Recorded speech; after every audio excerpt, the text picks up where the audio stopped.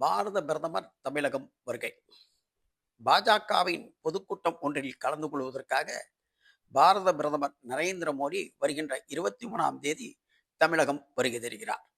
திருவனந்தபுரத்திலிருந்து மதியம் 2:15 மணிக்கு சென்னை விமான நிலையம் வரும் பிரதமர் அங்கிருந்து 2:50 மணிக்கு மதுராந்தகம் ஹெலிபேட் செல்கிறார். ஹெலிபேட்டில் இருந்து சாலை வழியாக 2:55க்கு பொதுக்கூட்ட மேடை செல்லும் பிரதமர் 4:15 மணி வரையிலும் பொதுக்கூட்டத்தில் கலந்து கொள்கிறார். அதன் பின்பு 4:20க்கு ஹெலிபேட் செல்லும் பிரதமர் அங்கிருந்து சென்னை விமான நிலையம் மாலை 5 மணிக்கு வந்தடைகிறார். மாலை 5:05 மணி அளவில் சென்னையிலிருந்து டெல்லி புறப்பட்டு செல்கிறார்.